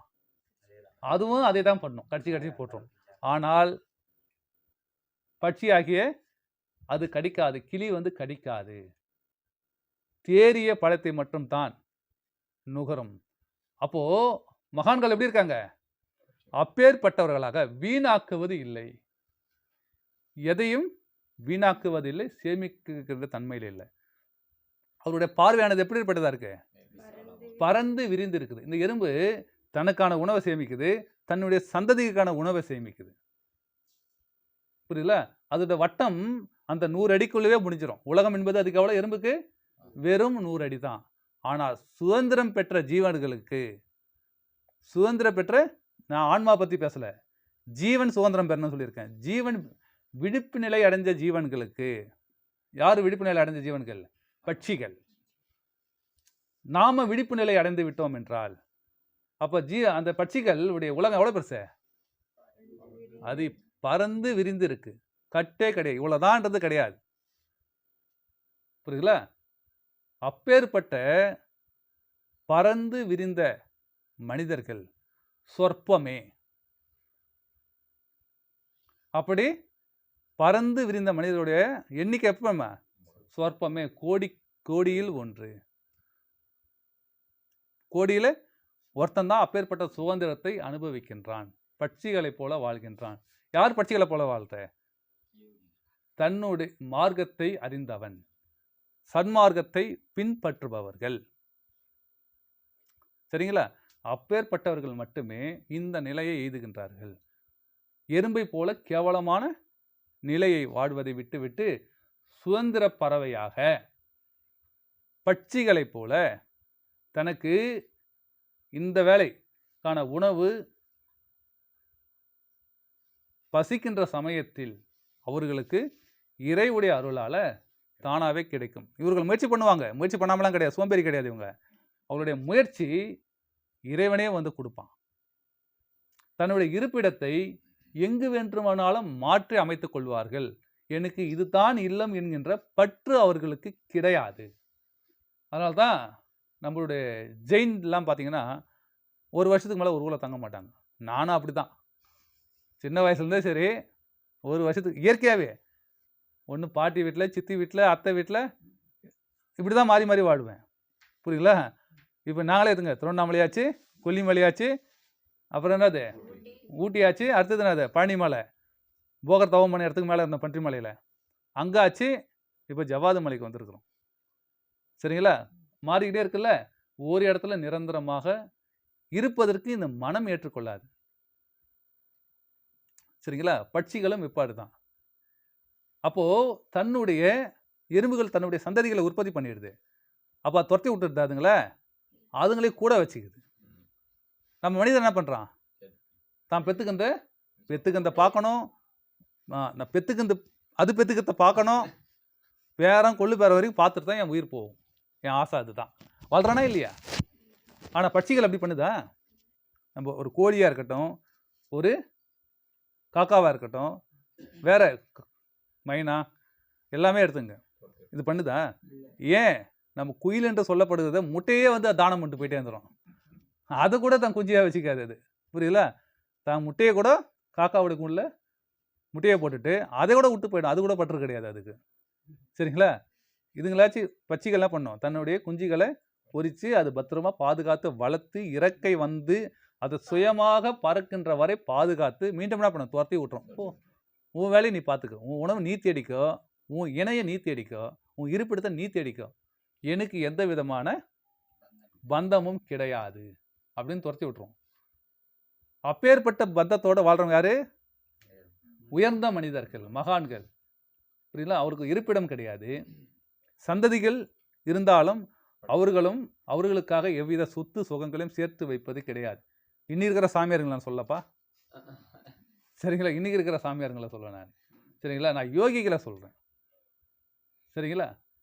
அப்போ அந்த பட்சிகளை போல் உயர்ந்த குணமுடையவர்களாக பற்றாற்ற நிலையில் வாழ்கின்றவர்கள் குருவினுடைய விசுவாசத்தினால் இந்த உயர் பதவியை, இந்த உயர் மார்க்கத்தை அடைகின்றார்கள். புரியுதுங்களா? உயர்ந்த மார்க்கத்தை அடைகின்றார்கள். அப்போ நமக்கு குரு வேணும். நல்ல குரு வேணும். நீ எங்கே போய் தேடுறது? எந்த கடத்தருவில் போய் வாங்குறது? நல்ல குரு வேணும். நமக்கெல்லாம் கிடைக்குது. நமக்கு அகசியர் இருக்காரு, திருமூலர் இருக்காரு, போகர் இருக்கிறார். எதுக்கு இருக்கிறாரு? அவர் நவபாசனம்லாம் செய்வாங்கப்பா. அதனால் அவரை நம்ம கும்பிட்டா நம்மளாம் செஞ்சுக்கலாம். ரசவாதமா? அப்போ இன்னைக்கு மதியம் ரசமா? வள்ளலாரா? இப்படின்னு நம்ம சௌகரியத்துக்கு எதுக்கு நம்ம குருவை தேர்ந்தெடுக்கிறோம்? நடுவில் கோரிக்கையை வச்சிடறோம். நம்ம நடுவில் கோரிக்கையை வச்சிடறோம். வச்சுட்டு நம்ம குருவை நாடுறோம். புரியுதுங்களா? நல்ல குருவை நம்ம என்ன சொல்கிறோம்? எனக்கு நல்ல குரு கிடைக்கணும். நீ இருக்கத்தே அழுக்கு, நல்ல குணமே உங்கள்கிட்ட எதுவும் கிடையாது. ஆனால் குரு மட்டும் நல்லவனா வேணுமா? அப்போ அழுக்கு பிடிச்ச மனசுக்கு எப்பேற்பட்ட குரு கிடைப்பான்? அழுக்கு நிறைந்த குரு தான் கிடைப்பான். என்ன சொல்றாங்க? குருடும் குருடும் சேர்ந்து குருட்டாட்டம் ஆடிய கதை. புரியுதுங்களா? அப்போ உன்னுடைய மனதில் உண்மையான இச்சை, தன்னை அறிந்து இறைவனுடைய அருளை பெற்று இறைவனுடைய காட்சியை காண வேண்டும் என்கிற உண்மையான இச்சை இருக்கும் பட்சத்தில் அப்பேற்பட்ட உண்மையான குரு வந்து உன்னை சாடுவார், உன்னை சேருவார். உன் மனசுலே கபம், உன் மனசே நிறைஞ்சிருக்குது கபடம், திருட்டு குணம் தான் இருக்கு. உனக்கு எப்படிப்பட்ட குரு வருவான்? நீ அவர்கிட்ட இருந்து வித்தியை திருடிட்டு போயிட்டு நீ எப்போ யூடியூப்பில் போட்டோ, நீ எப்போ வந்து மண்டபத்தை பிடிச்சோ, எப்போ நடத்தி எப்போ காசு சம்பாதிக்கலாம்? ஒன்றும் இல்லைங்க. நம்ம இந்த 12 நாள் பயிற்சி ஏதாச்சும் கட்டணம் வாங்குறோமா? ஏதாச்சும் உங்களுக்கு கோரிக்கை வச்சிருக்கிறோமா? இது வேணும் அது வேணும்னு? எதுவும் இல்லைல்ல. ஆனால் ஒரு நாள், அதாவது நாங்கள் ஒரு பயிற்சி ஒரு இடத்துல ஊட்டியில் நம்ம அவங்க தாத்தா இடத்துலலாம் பயிற்சி நடத்துவோம். புரியுங்களா? நம்ம எவ்வளோ ஃபீஸ் வாங்குவோம்? மெயின்டெனன்ஸ் செலவு தான். நீங்கள் பார்த்துங்கன்னு சொல்லிவிடுவோம். இடம் வாடகை இருக்குது, அந்த இடம் வாடகை, கரண்ட்டு பில்லு, ஊட்டியில் தண்ணியே ஐஸாக தான் இருக்கும். புரியுங்களா? அப்போது நம்ம பாத்ரூம் பார்த்து கூட சுட தண்ணி தான் தேவை. அப்போது அந்த செலவுகளை டிவைட் பண்ணி நீங்கள் பகிர்ந்து எடுத்துங்கன்னு சொல்லிவிடுவோம். இதுக்கு நம்மக்கிட்ட யாரும் வரமாட்டா. ஒருத்தர் வந்து போடுவார், என் ஸ்டூடெண்ட்டு தான், ஒரு காலத்தில் பயிற்சி போடுவார். எத்தனை நாளைக்கு எவ்வளோ யோகிஷ் சொல்லுங்க, பேர்லாம் வேணாம். எவ்வளோ? 18,000 ரூபா 2 நாள் பயிற்சிக்கு. எத்தனை பேர் வருவாங்க? 50லேருந்து 100 பேர் வருவாங்க. சரிங்களா? எவ்வளோ? 100 பேர் வருவாங்க. நாம் 12 நாள் போட்டு எல்லாத்தையும் கொடுத்து இந்த மெயின்டெனன்ஸ் மட்டும் நீங்கள் பார்த்துங்கப்பா அப்படின்னு ஒரு ஆள் அவங்களே நியமித்து விட்டுருவோம். இதுக்கு எத்தனை பேர் வருவான் நம்மக்கிட்ட? 10 பேர் 20 பேர் தான் வருவான். உண்மை கல்வியை. புரியுதா? ஏன் இதை சொல்ல வரேன்னா, இது இந்த மனமே கபடம் நிறைந்தது. உன்னால் இவர் சரி தப்புன்னு உன்னால் எப்படி கண்டுபிடிக்க முடியும்? இவர் சரியான குருன்னு உன்னால் எப்படி கண்டுபிடிக்க முடியும்? தெரியாதுல்ல. தெரியாது இவர் சரியில்லைப்பான்னு எப்படி சொல்கிறது தகுதி இருக்கா? அதுக்கு தான் இப்பேற்பட்ட மார்க்கத்தை அடைய வேணும்னு நினைக்கிறாங்க மக்கள் நிறைய பேர். ஆனால் அந்த குருவுக்கு அடைகின்ற சீடர்கள் 2 விதமாக இருக்கிறாங்க. ஒன்று குரங்கை போலவும், 2 பூனை போலவும். சரிங்களா? குரங்கை போலவும் பூனை போலவும் குணம் படைத்தவர்களாக இருக்கின்றார்கள் சீடர்கள். சரிங்களா? ஃபர்ஸ்ட் குரங்கு பார்ப்போம்.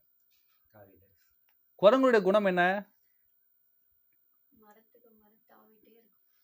குரங்கனுடைய குணம் தாவிக்கொண்டே இருப்பது. மனதை சிரமாக்க தெரியாது. ஏனென்றால் தன்னுடைய விந்துவை சதா சர்வகாலம் விட்டுக்கிட்டே இருக்கும். அது புரியல? அது பார்த்து குரங்கு கூட்டத்தில் பார்த்தீங்கன்னா தெரிஞ்சுனே இருக்கும். அது எப்பவுமே வந்து இணை, அது அன்பு எது எல்லாத்துக்கும் அது விந்து வெளியில் போயிடும், இல்லை அதுவே எடுத்து சாப்பிட்டுட்டே இருக்கும். சரிங்களா? அதுக்கு கூண் இருக்கிறதுனால அது மனம் நிற்கவே நிற்காது. சரிங்களா? இப்போ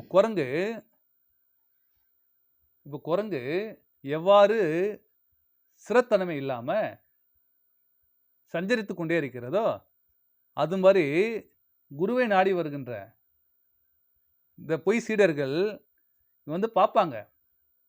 அவங்க கூட என்ன இருக்காது? முயற்சியும் பொறுமையும் இருக்காது. நான் வந்த உடனே எனக்கு வித்தையை கொடுத்துடணும். ஐயா, நான் இந்த வேலை செய்கிறேன், நான் இவ்வளோ பெரிய ஆள், நான் லீவ் போட்டு வந்திருக்கேன், எனக்கு காலையில் வித்தை கொடுத்தா நான் மதியம் நான் ட்ரெயின் ஏறணும், நான் போய் சேரணும். கட்டளை யார் இடுவாங்க? அவங்க இருவாங்க. வர சொல்ல என்ன பண்ணுவாங்க? ரிட்டர்ன் டிக்கெட் போட்டு வருவாங்க ட்ரெயினில். நான் வரணும், நாளைக்கு போயிடணும். புரியுதா? இந்த டைமில் நம்மளாம் யாரும் ரிட்டர்ன் டிக்கெட் போட்டு வந்துக்கிறது? ஐயா 12ஆம் 13ஆம் தேதி காலைல விட்டுருவாரு, நம்ம ரிட்டர்ன் போகணுன்னு வர சொல்ல யார் வந்தது? யாரும் இல்லையா? அப்போ எல்லாரும் இங்கே தான் இருக்கும் ஆசிரமத்தில் தான். இனிமேல் யாரும் போகக்கூடாது. சரிங்களா? சரிங்களா? இனிமேல் யாரும் ரிட்டர்ன் போகக்கூடாது. என்கிட்ட இருக்க இடங்குது, சாப்பாடு தருவேன், கொடுத்த உடை தருவேன். சரிங்களா? இங்கே இருந்தோம். இனிமேல் யாரும் ரிட்டர்ன் போகக்கூடாது. வீட்டில் இனிமேல் யாரும் ஃபோனுக்குன்னு வந்துச்சுன்னா அவ்வளோதான், கொண்டுருவாங்க.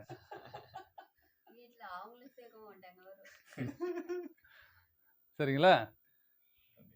அப்போ இந்த குரங்கு எப்படி தாவிக்கிட்டு இருக்கோ, அதே மாதிரி தான் சீடர்கள் என்ன பண்ணுறாங்க? வந்து எனக்கு அப்போவே வேணும் அப்படின்னு இருக்காங்க. கொஞ்ச நாள் பதுங்கி இருப்பாங்க. நம்ம வளர்கிற குரங்கு என்ன பண்ணுவோம்? கொஞ்சம் பதுங்கி கிதிங்களா இருக்கும். இருந்து என்ன பண்ணோம்? இந்த ஆசிரம் இங்கே நம்ம மரங்களாக இருக்குதுன்னு வச்சுங்க, காய்கறி பழம் எல்லாமே இருக்குது. இது வந்து இங்கே பழக்கப்பட்டதுன்னா இது என்னதுன்னு மாற்றிக்கணும்.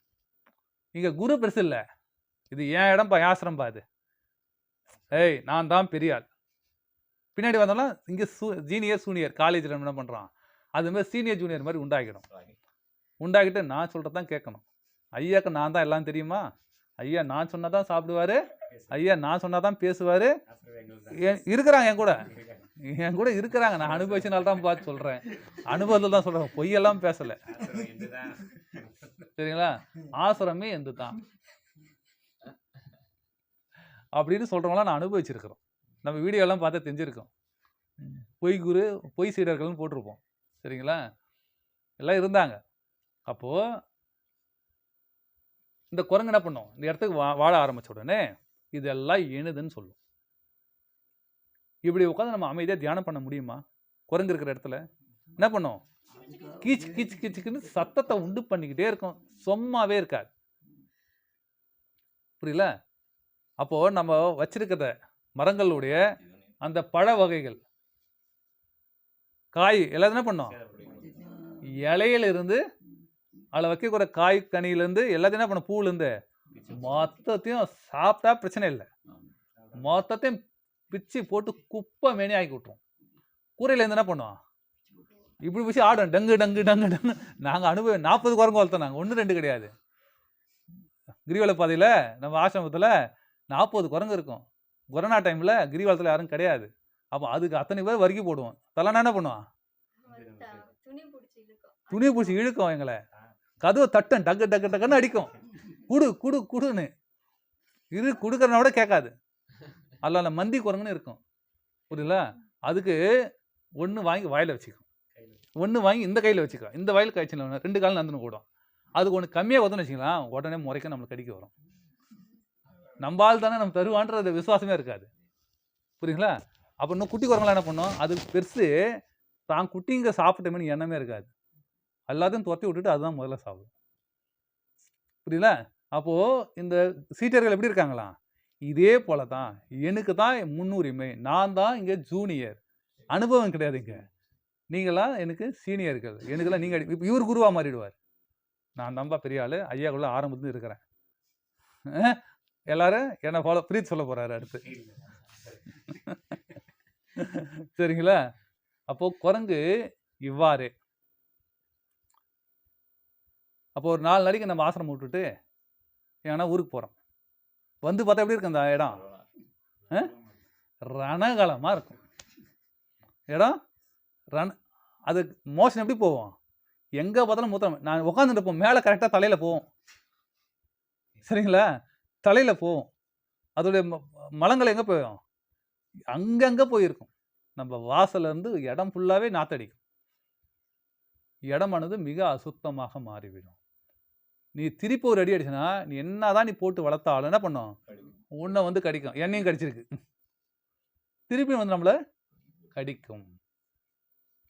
அப்போ சீடர்கள் எப்படிப்பட்டவனா இருக்காங்கன்னா, இந்த குரங்கு குணம் படைத்த சீடர்கள் நன்றி விசுவாசம் அற்று, பக்தி விசுவாசம் அற்று.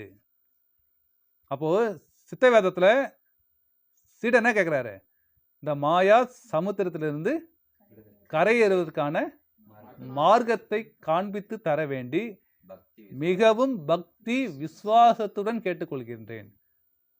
அப்போ இந்த சீடர்கள் எப்படி இருக்காங்களா, பக்தி விசுவாசன்றதே இருக்காது. நம்மளை சேர்த்துருக்காங்களே, நமக்காக உணவு படைச்சு தராங்களே, இதை நம்ம பாதுகாக்கணும்னு குரங்குக்கு இருக்காது. இப்போ ஏற்பட்ட சீடர்கள் நம்ம எங்கேயோ இருந்தோம், நமக்கு சரியான வித்தை கிடைக்கல, நமக்கு இங்கே ஆதரவு தந்து வச்சிருக்காங்களே, இதை நம்ம எப்படி பார்த்துக்கணும்? தனது உடையதாக பார்த்துக்கணும்னா எனது மட்டும்தான் சொந்தம்னு பார்த்துப்பான். புரியுதுங்களா? இந்த குரங்கு எப்பேற்பட்ட குணம் உடையதோ அப்பேற்பட்ட சீடர்கள் ஒரு பகுதியும். உண்மை சீடர்கள் இதே குரங்கு புக்தி இன்னொன்றுக்கு இருக்குது, பூனை. அதுவும் ஒரு இடத்துல உட்காராது. புரியுதுங்களா? அதுவும் ஒரு இடத்துல உட்காராது. ஆனால் ஒரு நாளைக்கு 20 மணி நேரம் தூங்கக்கூடியது அதுதான். அது மூச்சிற சமயத்தில் சுற்றிக்கிட்டே இருக்கும், ஒரு இடத்துலேருந்து ஒரு இடம் தாவிக்கிட்டே இருக்கும். ஆனால் பூனை வந்து போனால் உங்களுக்கு தெரியுமா? பூனை வெளியில் வாழுமா உள்ளே வாழுமா? என்ன அர்த்தம்னா, குரங்கு மனம் படைத்த சீடர்களுடைய மனம் வெளியவே சுற்றிட்டு இருக்கும், உள்ளே வராது, வீட்டுக்குள்ளே வராது. பூனை என்பது தன்னுடைய இறை தேவைன்ற பட்சத்தில் மட்டும்தான் வெளியில் போகும். வெளியில் போயிட்டு மீண்டும் அந்த இறையை கூட என்ன பண்ணும், ஒரு எலியை பிடிக்குது, ஒரு பாம்பை பிடிக்குது, ஒரு பல்லியை பிடிக்குது, என்ன பண்ணும், எடுத்துன்னு வந்து மீண்டும் உள்ளதான் எடுத்துட்டு வரும். அது அப்போ என்ன ஆகணும், அப்படிப்பட்ட பூனை குணமுடைய சீடர் எப்படிப்பட்ட மனமுடையவனா, அவனுடைய உணவுக்கு மட்டுமே வெளியே போயிட்டு பிக்ஷாந்தி பவன் கேட்டு உணவை தேடி பெற்றுக்கொண்டு வந்து ஆசிரமத்தில் உண்ணுவான், கிடைச்சத்தில் உண்ண மாட்டான். புரியுதுல? குருவுடைய பாதத்தில் குருவுக்கு சேவை செய்து குருவினுடைய பாதத்தில் வச்சு சாப்பிடுவான், அப்பேற்பட்ட சீடர்கள்.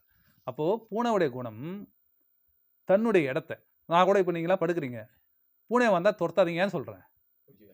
இங்கே இருக்கிற பூச்சி பொட்டுகள் எல்லாம் அது உணவாக்கி கொள்ளும், உங்களுக்கு கேடு கிடையாது. இங்கே பாம்பு வரும், தேள் வரும், பூரா வரும், எல்லாமே வருது, நம்மளும் பார்த்துருக்கோம். புரியல? இதெல்லாம் என்ன பண்ணோம், சாப்பிட்டுட்டோம். அடுத்தது இப்போ இந்த குடிலெல்லாம் வந்து சுத்தமாக இருக்கணும், காரணம் என்ன, எலியெல்லாம் வராமல் அதை பார்த்துக்கணும். அப்போ சீடனுடைய வேலை என்ன, தன் வசிக்கின்ற இடத்தை எவ்வாறு சுத்தமாக பார்த்துக்கிறானோ பூனை பார்த்துக்குது, அதே மாதிரி சீடனும் இந்த இடத்த தினம் தொடச்சி பெருக்கி விளக்கேற்றி, ஏன்னா குரு வாழக்கூடிய ஸ்தானம் இல்லையா, அது குருகுலம் இல்லையா, வாழணும். அடுத்து தன்னுடைய இறைவனாகிய குருவாகிய இந்த மனம் வாழக்கூடிய இந்த மனதை எப்படி படுத்துக்கணும், பார்த்துக்கணும், தூய்மையாக விருப்பு வெறுப்பு இல்லாமல் இந்த மனதை சுத்தமாக பார்த்து கொள்வான், எந்தவித அழுக்கம் இல்லாமல். சரி, பூனை என்ன பண்ணுது, போயிட்டு பூச்சி பொட்டுக்கெல்லாம் சாப்பிட்டு வருது, சாப்பிட்டுட்டு வந்து நம்ம பக்கத்தில் படுக்குது, நம்மளுடைய மேலே தான் படுக்கும், அது நம்மளுடைய உஷ்ணம் அதுக்கு தேவை, படுக்கும். அது மேலே போய் நாத்தடிச்சு பார்த்துருக்கீங்களா? வராது. குரங்கு மேலே அது வர சொல்லி கப்படிக்கும்.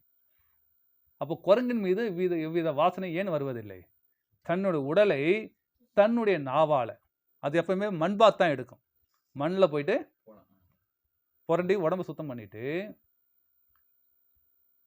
நாக்கால நக்கி நக்கியே இந்த உடம்பை சுத்தமாக்கி வைத்திருக்கும். இந்த உடம்பிலிருந்து எந்தவித வாசனை கெட்ட துர்நாற்றங்கள் என்பது வீசவே வீசாது. நம்ம உடல் எப்படி இருக்கு, 2 நாளுக்கு குளிக்கலைன்னா முடிஞ்சு போச்சு, மூக்கை பிடிச்சிக்க வேண்டியது, நம்மளே மூக்கு பிடிச்சிக்கணும், நம்ம உடம்புல நம்மளே மூக்கு பிடிச்சிருந்தா சுத்தணும் நம்ம, சரிங்களா?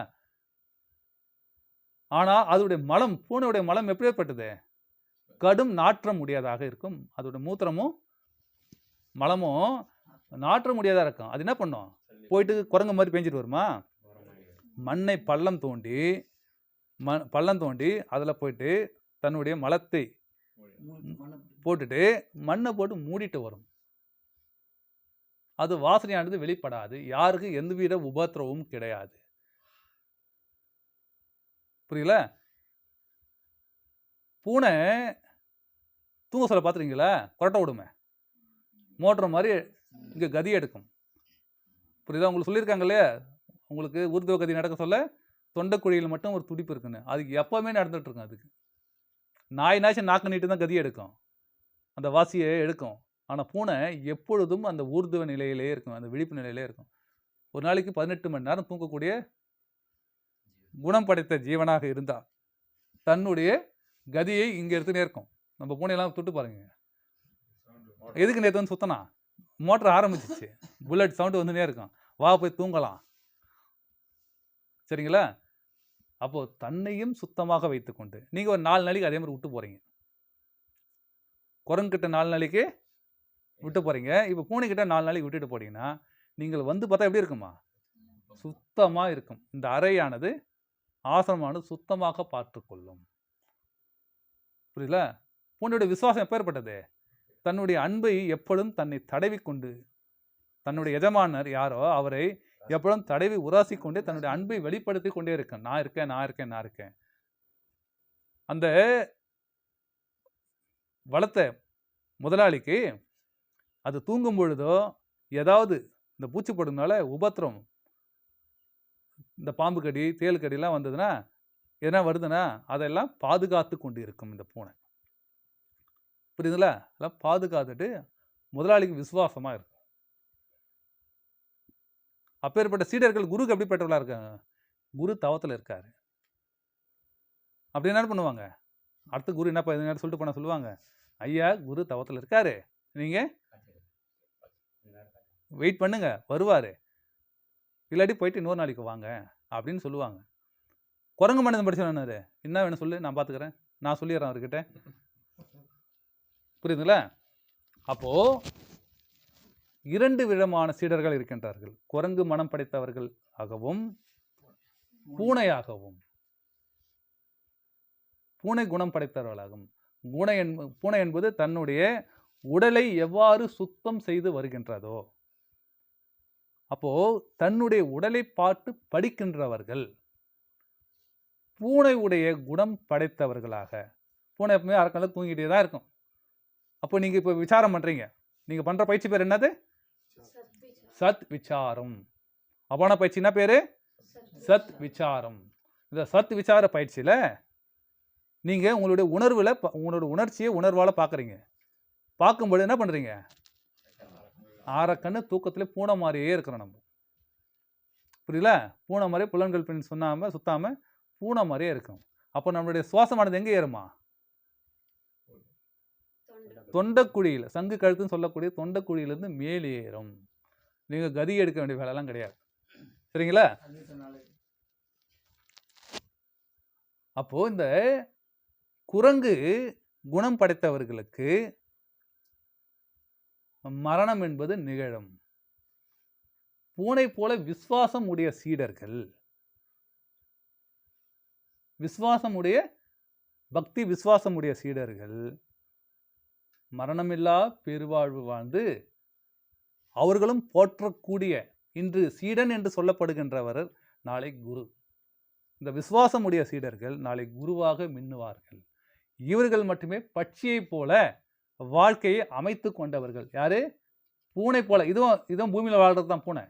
இப்பேற்பட்ட குணமுடையவர்கள் பட்சியை போல வாழ்க்கையை அமைத்துக் கொள்வார்கள். குரங்கை போல மனம் படைத்த சீடர்கள் உடைய வாழ்க்கையானது இந்த எறும்பை போலவே மீண்டும் நான் நான் எனக்கு வேண்டும் என்கிற நிலையிலேயே வாழ்ந்து செத்து மடிகின்றார்கள். சரிங்களா? இந்த உலகத்தினுடைய நியதி, இந்த உலகத்தினுடைய படைப்பினுடைய சாரம் இவ்வாறாகவே அமைந்து விடுகிறது. சரிங்களா? இப்படி பூனை போல சீடர்கள் ஒரு குருவிற்கு அமைவது என்பது மிக அரிதாகவே நிகழ்கிறது. புரியுதா? அதான் சொன்னேன் இல்லையா, என்னுடைய அனுபவத்தில் குருவே தூக்கி போய் ஜெயிலில் வைக்கணும் கம்ப்ளைண்ட் கொடுத்து. நடந்ததா இல்லையாப்பா? அதான் சாட்சி. எனக்கு போய் ஜெயிலுக்கு போனவங்க இவங்களாம், இந்த அம்மா அவங்களாம். உண்மையாகவே ஆசிரமத்தை கூட்டும் போய்ட்டு ஆசிரமத்தை உண்டு பண்ணி நம்மளை உட்கார வச்சது அவர் தான். என் சீடர்களால் ஜெயிலுக்கு போனது அவர் தான். புரியல? இந்த அம்மாவும் அந்த அம்மாவும் அவரும் 2 பேரும் ஜெயிலுக்கெல்லாம் போனவங்க. சரிங்களா? யாருனால? கூட இருந்தவங்கனால தான். ஐயா கிளம்பிட்டாரு, இமயமலை இனிமேல் வரமாட்டாரு, ஆசிரமத்தை நம்ம ஆக்குபை பண்ணணும், நீ பெருசா நான் பெருசா. எப்படி விசுவாசமாக இருக்கிற மாதிரி நடித்தவங்க. அப்பாவுக்கு அப்புறம் நீதாம்மா என் தாய் அம்மான்னு காலில் விழுந்து கும்பிட்டவங்களாம் அந்த அம்மாவே திரும்பி ஜெயிலில் போட்டாங்க. சரிங்களா? அது பொழுது போடுறதுல வந்துட்டாங்க. அது அப்பாற்பட்ட விஷயம். அதெல்லாம் நடக்காது. புரியுது? அது அவங்களுக்கான பாடம். புரியுது? இது எங்களுக்கான பாடம். எப்படி நம்ம உஷாராக இருக்கணும், யாரை இனிமேல் சேர்க்கணும், யாரை சேர்க்கக்கூடாதுன்னு நாங்களும் அனுபவிச்சோம். அப்போ நம்ம பெரிய வள்ளல் பெருமான் சொல்லியிருக்காரு இந்த கருத்தை. நான் சொல்லலை. குரங்க போலவும் பூனை போல உள்ள சீடர்கள் அமைவார்கள் என்று அவர் அம்மா வேதனைப்பட்டிருப்பார். அவர் இருக்கும் பொழுது ஒரு துணி, ஒரு காட்டன் நாடா துணி எடுத்ததுக்கு வக்கு கிடையாது ஜனங்களுக்கு. சரிங்களா? என்ன பண்ணுவார்? முதலியாருக்கு கடிதம் எழுதுவார். போட்டுக்க துணி இல்லை, இறைவனுடைய சித்தம் அதுவாக இருக்கிறது, யாம் என்ன செய்ய, எனக்கு ஒரு 2 கட்பீஸை வாங்கி அனுப்புப்பா அப்படின்னு சென்னையில் இருக்கிற என்ன முதலியார், ராஜசேகர முதலியார், ஏதோ ரத்ன முதலியார், ஏதோ ஒரு முதலியாருக்கு கடிதம் எழுதுவார். அவர் 2க்கு பதில் அவர்கிட்ட காசு இருக்கு, அவர் 1 வாங்கி அனுப்புவார். வாங்கிட்டு சொல்லுவார், நான் 2 கேட்டேன், 1 தான் வண்டி, பரவாயில்லை, இறைவனுடைய சித்தம் அதுவாக இருப்பில் யாம் என்ன செய்யும் அப்படின்னு. அப்படி துணி கூட யாரும் வாங்கி தரத்துக்கு இந்த உலகத்தாருக்கு மனம் இல்லை. அப்போ என்ன பண்ணுவார்? கடன் கேட்குறாரு நண்பருங்க கிட்ட, ஒரு 10 ரூபா கொடுப்பா, ஒரு 20 ரூபா கடன் கொடுப்பா. கடனை வாங்கிக்கிறாரு. ஆனால் சொன்ன டைமில் கொடுக்க முடியல அவர்னால. கடன் வாங்குறதுக்கும் கடிதம் எழுதுறாரு, கடன் கொடுக்கறதுக்கும் கடிதம். என்ன கடிதம் கொடுக்க சொல்ல என்ன எழுதினாரு? இப்போ கொடுக்கறதுக்கு முடியல, இறைவனுடைய சித்தம் அதுவாகி இருப்பில் யாம் என்ன செய்யும். சரிங்களா? இப்போ நாங்கள் என்ன பண்ணுறோம்? இப்போ ஆசிரமம் அமைச்சிருக்கிறோம். சரிங்களா? காசு எங்களுக்கு 1 ரூபாவோட கிடையாது. இந்த இருக்கிறாரு, இது எத்தனை லட்ச ரூபா கொடுத்துறான்னு கேளு. இப்போ அவர் காலத்தில் 10 ரூபா பெருசுங்க, நம்ம காலத்தில் 10 ரூபாலாம் சின்னது. நம்ம ப்ரௌனிக்கு ஒரு பிஸ்கெட்டுக்கு பத்தாது அது. சரிங்களா? அப்போ இப்போனா அது லட்சமாக கேட்குறது. ஐயா இது மாதிரி ஆசிரமம் கட்டிகிட்டு இருக்கோம், இது இருக்குது, பிரீத்து என்னப்பா என்ன ஐயா, நான் 1 லட்ச ரூபா தரேன் ஐயா. அவரு எங்கள் அம்மா கிட்ட வந்து 1 லட்ச ரூபா வாங்கி தரையா, என் பொண்டாட்டி தான் 50 ரூபா வாங்கி தரையா குத்துறாரு. இப்போ ஐயா எப்போ வருவான்னு. இறைவனுடைய சித்தம் அதுவாக இருப்பில் யாம் என்ன செய்யும். இது வரைக்கும் கேட்டது கிடையாது. புரியல? இந்த வகுப்பு நடக்கிறது கூட உணவுக்கு அவர் தான் கொடுத்தார். இந்த வகுப்பு நடக்கிறது கூட உணவுக்கு அவர் தான் கொடுத்தார். சரிங்களா? கேட்டது கிடையாது. கேட்டால் ஐயா கிட்ட இல்லைன்னு அவருக்கே தெரியும். அதுதானே பண்ண, அவர் ட்ரஸ்டியாக மாற்றி வச்சுட்டான். கேட்பா நீ. அது இன்னொருத்தர் குமரேசன் ஒருத்தர் இருக்கிறாரு, அவர் அதுக்கு மேலே அவர். சரிங்களா? நம்மளும் லெட்டர், இப்போ லெட்டர்லாம் இல்லை, மெசேஜ், இந்த வேலை நடக்குதுப்பா, இந்த வேலை பற்றாக்குறையாக இருக்குது, பணம் வேணும் போடு, போட்டுருவாங்க. திருப்பி கேட்பா நீ. ஏன்? இறைவனுடைய சித்தம் அதுவாகில் யாம் என்ன செய்யும். ஏன்னா என் குரு அதான் என்ன சொல்லி கொடுத்துருக்காரு. ஏன் சொல்ல வந்தோம்னா, தான் வாழும் பொழுது உடுத்துவதற்கான ஒரு உடையை கூட இந்த மக்கள் அவருக்கு தானமாக தர தயாராக இல்லாத கேடுகட்ட மக்கள். சரிங்களா? அப்போ உணவுக்கு எவ்வளவு கஷ்டப்பட்டிருப்பாரு அவர். இதெல்லாம் சிந்திக்க தெரியாதவர்கள் ஏன் இவ்வளவு சீக்கிரம் போயிட்டாரு, இருந்திருக்கலாமே, இந்த மக்களை மாத்தலாமே அப்படின்னு சொல்றதுல ஏதாவது தகுதி இருக்கா? இருக்கிறவனுக்கு எப்பொழுதுமே மரியாதை கிடையாது. இப்போ நாம் எனக்கு அப்படி இருக்குது, இதே தான் மரியாதை இல்லாமல் தான் நான் சுற்றின்னு இருக்கிறோம். நான் மரியாதை எதிர்பார்க்கல, புரியுதுங்களா? மரியாதை எதிர்பார்க்கல. குறைஞ்சபட்சம் அந்த புன்முறுவலாக இருக்கணும்ல, கிடையவே கிடையாது. சரிங்களா? கிடையவே கிடையாது. அப்போ மக்களுடைய குணம் எப்படி இருக்குன்னு பார்த்தீங்களா? இவர்கிட்ட வந்து வாங்கிக்கணும்னு மட்டும் இருக்க தவிர கொடுக்கணுன்ற எண்ணம் கிடையாது. அதை பற்றி நம்ம ஜீவகாரணத்தில் பேசுவோம். சரிங்களா? அப்படி விசுவாசம் இல்லாத மக்களாகத்தான், சீடர்களாகத்தான் இங்கு பெரும்பான்மையாக இருக்கின்றார்கள். புரியுங்களா? அப்போ ஒரு குருவிற்கு அற்புதமான இந்த பூனை மாதிரி குணம் படைத்த சீடர்கள் எங்களைப் போல நன்றி விசுவாசத்தோட அமைவாங்க. ஏன்னா எனக்கு நன்றி விசுவாசத்தோட சீடர்களாக இருக்காங்க. புரியுதா? ஏன்னா எனக்கா ஜெயிலுக்கெல்லாம் போகிற சீடர்களாக. சரிங்களா? கருணையே வடிவாக எங்கள் அம்மா உட்காந்துட்டு இருக்குது. என்னம்மா என்ன பண்ணுங்க, அவரு தயார், எங்கள் ஐயா பதில் நான் ஜெயிலுக்கு போகிறது நான் தயார். சரிங்களா? அப்படி குருவிற்கு யார் ஒருவர் விசுவாசமாக இருக்கணும். சரிங்களா? குருவிடம் கேட்கக்கூடாத ஒரே கேள்வி என்னது? வித்தை எப்ப தரீங்க? வித்தையை எப்ப தரீங்க என்கின்ற கேள்வியை கேட்கவே கூடாது. சரிங்களா? ஏன்னா உனக்கு அந்த பக்குவம் இருந்தால் அவருக்கு தெரியும் உனக்கு பக்குவம் இருக்கா இல்லையா. சரிங்களா? கண்டிப்பாக உங்களை அழைத்து கொடுப்பார். அந்த பக்குவம் வருவதற்கு தான் உன்னை அழைக்கிறது. நம்ம என்ன பண்றோம்? ஃபோன் பண்ண உடனே ஏதோ வித்தை இருக்குதாமே, எப்போ தரீங்க? நீங்கள் கேட்டாருன்னு சொன்னேன் இல்லையா, நான் 25 வருஷமா ருத்ராட்சம் போட்டுட்ருக்கேன். நான் வரேன் வித்தை வாங்கணும், வாசி யோக வித்தை வாங்கணும். அந்த ருத்ராட்சத்தை கழட்டு நான் பண்ண ஐயோ சிவ சிவ சிவ சிவா அபத்தம் நான் ஃபோன் வச்சிடறேன்னு சொல்லிட்டு வச்சிட்டாரு. அது கேட்ட உடனே கொடுத்துடணும். நாம் ஏதாச்சும் ஒன்று கேட்டால் கொடுக்க மாட்டாங்க. சரிங்களா? அப்போ மனிதனுடைய வாழ்க்கையானது இந்த எறும்பை போலவும் பட்சிகளைப் போலவும் இருக்கின்றன. இந்த பட்சிகளைப் போல உணர்வோடு இருக்கின்றவர்களுடைய வாழ்க்கையானது மிக இந்திரனை போல தேவர்களைப் போல வாழ்க்கை நிலையை அமைத்து கொண்டவர்கள். சரிங்களா? அவர்களுக்கு பிறப்பு என்பது கிடையாது. அப்போ எறும்பை போல வாழ்கின்றவருடைய நிலை. சரி, நீ உயர்ந்த நிலைக்கு அடுத்த நிலைக்கு போயிட்டனாலும் நீ குரங்கை போல தான் வாழ்ந்துட்டு இருக்கிறோம். குருகுலத்தில் சீடர்கள் என்பது பெரும்பான்மை என்ன பண்ணுறாங்க? குரங்கை போல குணம் படைத்தவர்களாக தான் வாழ்ந்துட்டு இருக்காங்க. இவர்களுக்கான மரணமும் இருக்கின்றன. ஆனால் அவர்கள் அடுத்த பிறப்பில் பூனையாக பிறப்பதற்கான வழியை அவர்கள் கண்டு கொண்டவர்கள். எனவே விசுவாசம், பக்தி விசுவாசம் என்பது மிக அவசியம். இதை அறிந்தவர்களுக்கு மட்டுமே அருளானது கிடைக்கும். இவர்கள் அந்த பக்தி விசுவாசத்தோடு பூனை போல குணம் படைத்தவர்கள், மனம் படைத்தவர்கள், சன்மார்க்கத்தை உணர்ந்தவர்கள். இவர்கள் மட்டுமே சுத்த சன்மார்க்கி என்று அழைக்கப்படுகின்றவர்கள்.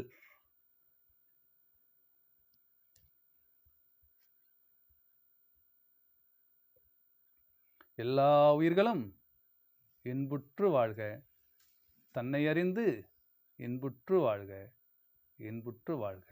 சொல்லுங்க. அருட்பெரும் ஜோதி, அருட்பெரும் ஜோதி, அருட்பெரும் ஜோதி, தனி பெரும் கருணை, அருட்பெரும் ஜோதி. எல்லா உயிர்களும் இன்புற்று வாழ்க, தன்னை அறிந்து இன்புற்று வாழ்க, இன்புற்று வாழ்க. ஆத்மா